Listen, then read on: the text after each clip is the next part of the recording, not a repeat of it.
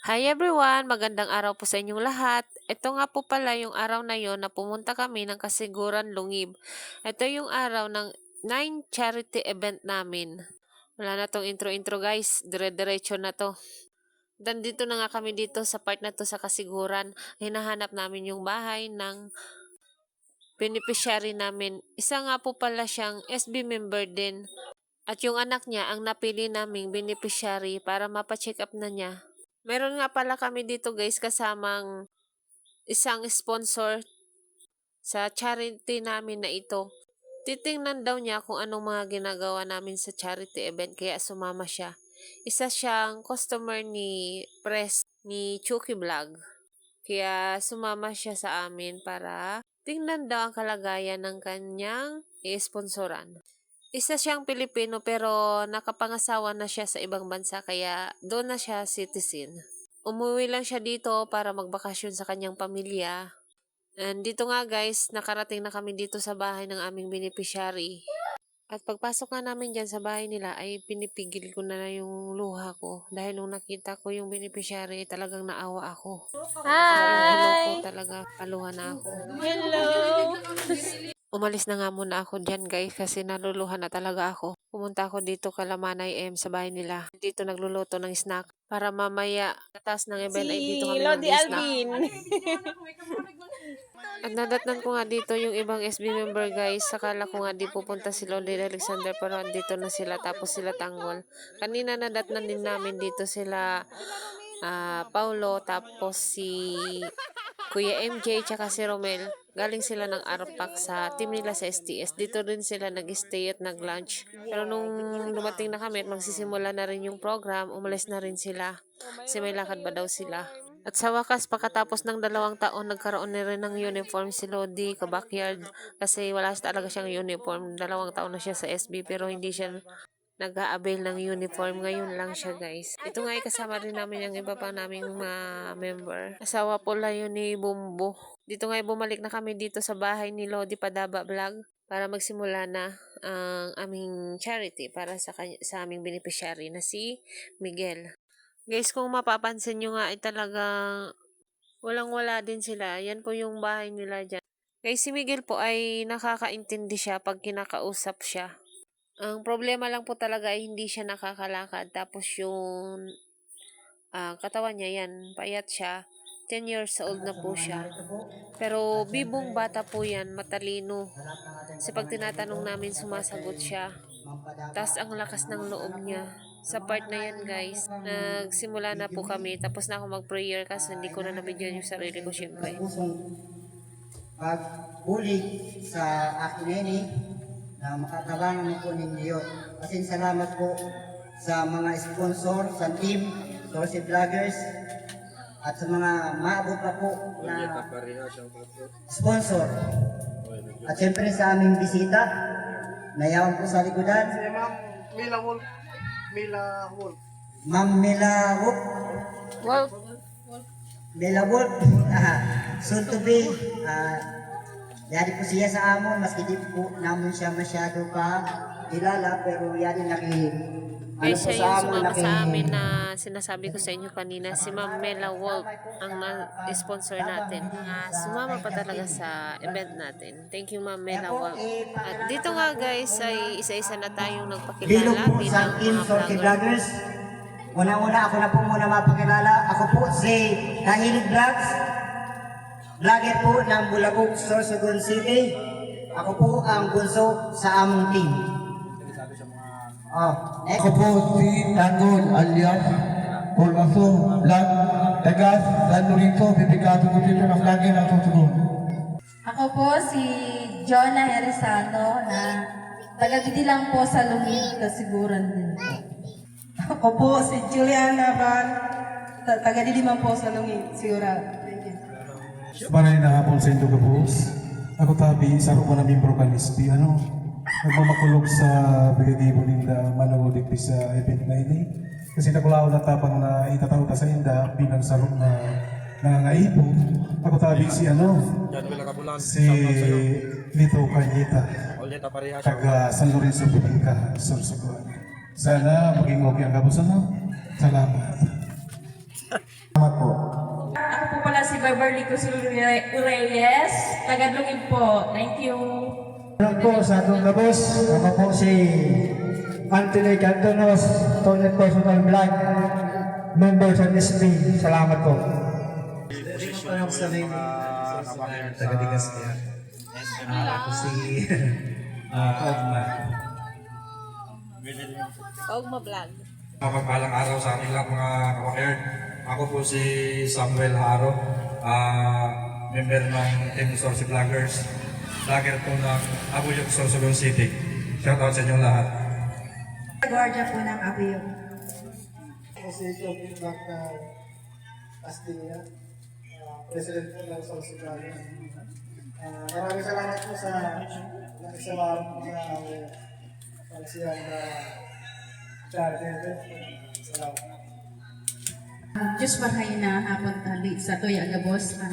Salamat tulon sa pag-welcome po sa Kuya sa SB, na Sorsogon Vloggers. Pasalamat tulon ako kasi sa pag-intra ko, yadi po kamungunya nag-sponsor sa Kuya na kabarangay. Napakaswerte. Thanks God and thanks to all SB members. Salamat. Yan lang po. Nasa na po yung yung account ko is na-add na po sa SB.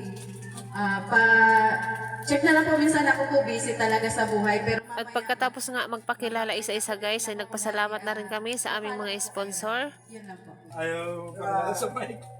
Gusto ko lang pong pasalamatan ang ating mabubuting sponsor. Unahin po from Pilar, Dr. Jasper Cortez, doktor po namin ang Pilar. And sa isang OFW po namin na Vice President ng SB, Maricar Vizcaya. Trying hard. And Marisol po, Taragang Magayos, SB member. Hello. And SB family. And Melody Laguardia. And Dito Maneta at Ikaw Mata. Maraming salamat po sa inyo. And maraming salamat din po sa nag-sponsor na aming visit. Guys, sa part po na yan ay inatake ang ating beneficiary at di mapigilan talaga tumululuha ko.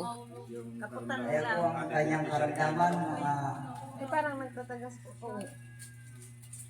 Pero natatakot po siya. inborn po ito, mga Okay na. Akala ko nga iiyak siya dyan ng tuluyan kasi nahanap niya yung mama niya, hindi niya nakita. Naging okay man siya pagkatapos. Takot lang siya pag ginatake siya guys kasi baka mahulog ulit kasi nahulog na siya isang beses daw siya sa kanin. Pag ginatake siya, nagtatawag siya talaga ng kasama niya. Pagkatapos niya, okay naman siya, ngumiti na ulit. Lakas talaga ng loob ni Miguel. Ayan, okay na siya dyan guys. Balik sigla na siya. Walang nangyari. Ganyan kalakas ang loob ni Miguel. Kaya mapapaluha ka talaga, mapapabilib ka. Sa kabila ng nararamdaman niya, may pag-asa pa siya na sa sarili niya. Alam niya may mga tutulong sa kanya para makapaglalakad siya. Ayan po ang kanyang karamdaman. Kami po ay kumakatok sa inyong mga puso na sana po ay mapagamot aring bata at sa ngalan ni Jesus na sana kahit paano makalakad po siya o kaya makatayo. Kasi simula nung pinanganak, hindi na siya naglakad at inborn po talaga. Ako pinagdarasal ko kay God na sana may tumulong sa atin, sa iyo, at sana makalakad ka kahit paano para ma-experience mo man ang paglakad kaya sa mga batitian na nagkakaranan. Dito nga guys ay inabot na ng ating president ang mga donasyon na naipon natin. Maraming salamat po kay Trying Hard, Kaogma Vlog, Maricar Vizcaya, Doc Jasper Cortez, Mila Wolf, Lito Cañeta, Rachel Hintalan, Corwin, Dragang Magayon, Maricel Milar Jonah Vlog, Melody Laguardia, Kahilig Vlog, Josie Riller, Selen Diaz, and Marisol. Yan po yung mga nag-donate sa ating charity event na to guys. Maraming salamat po sa inyo. Sa mga gusto pa pong tumulong guys, kontakin nyo lamang po si Padaba Vlog, isang SB member. Yan po yung nanay niya ng ating beneficiary.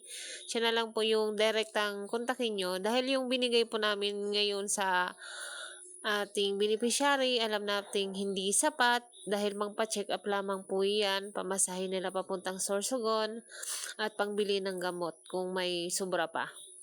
Kaya po sa mga nais tumulong, may mabubuting puso,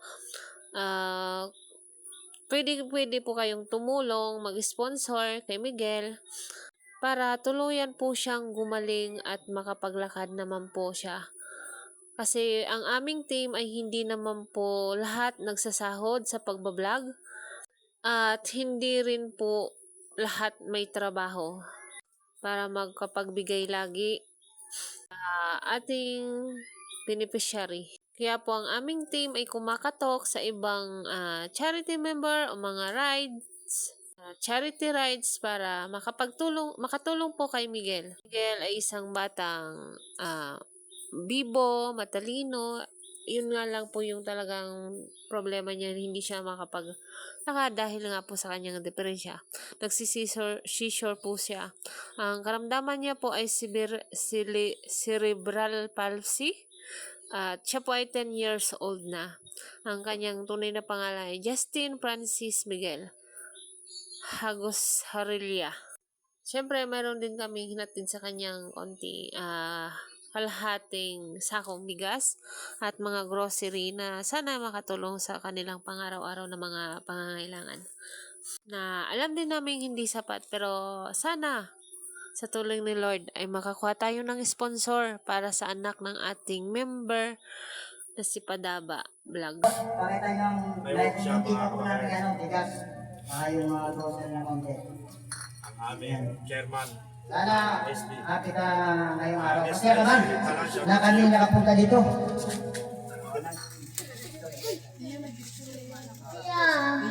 Yeah. Ay salamat. Gusto mo bang makalakad? Gusto mo bang makapanood ng magagandang sayaw? Sige, magkasayo sila mamaya. Papakita sa'yo. Ha? Pagpalakpa ka mamaya. Ayan po. Okay na. Picture lang tayo sa Siyempre guys, bago matapos yung event na to, picture taking muna kami sa part na to. At ipag-pray natin guys, sana mayroong mabuting puso na tumulong kay Miguel. Tapos yung therapy niya, kahit man lang makapagtayo siya at lakad ng kahit konti, hindi pa naman ganun. Kasi nakakaawa talaga yung bata guys. Tsaka ang lakas ng loob niya. Nung uminatake siya, pagkatapos nun, parang wala nang nangyayari. Okay na siya. Tapos, hindi siya takot sa mga tao. Alam niya na andyan kami. Alam niya na pupunta talaga kami dyan. Kinausap siya ng nanay niya. Parang normal lang siya. Pero, yun nga, ganyan yan, yung palagayan niya. Yung isip niya. Kaya, maawa ka talaga sa kanya, guys. Kaya sana may mga taong tumulong sa kanya. Mapapabilib ka sa lakas ng loob niya.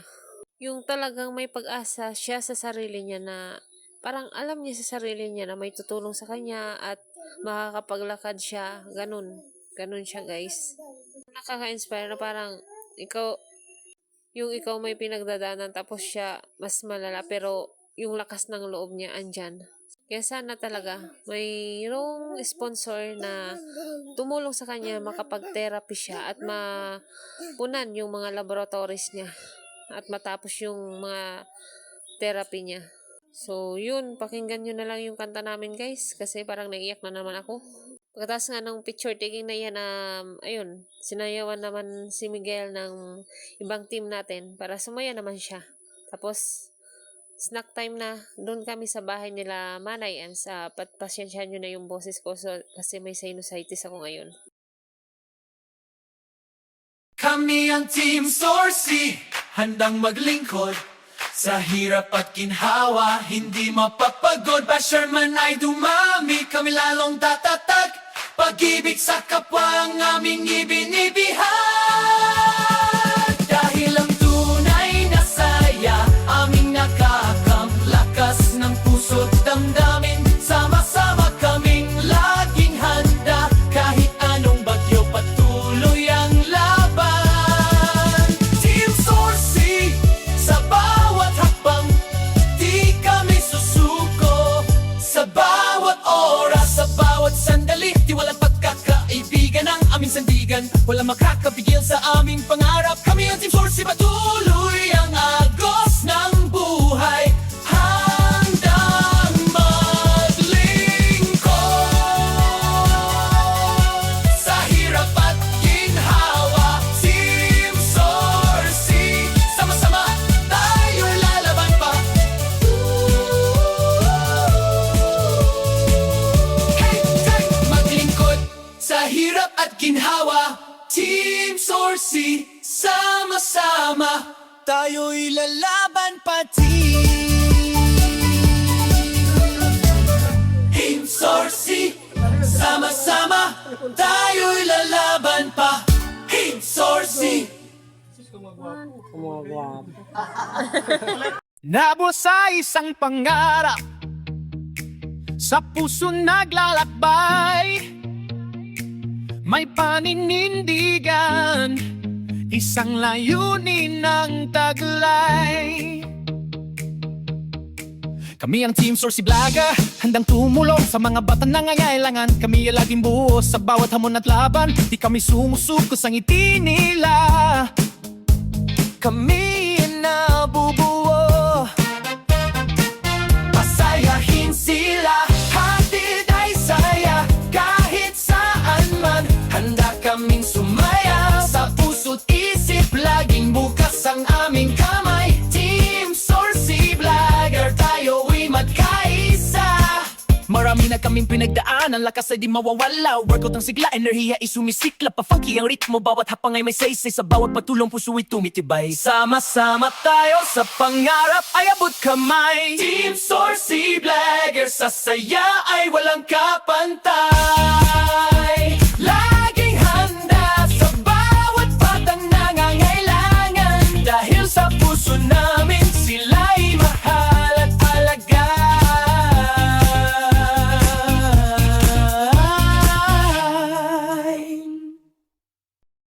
At pagkatapos nga dyan guys, ay nagpasalamat din ang nanay ng ating beneficiary na isa ring SB member.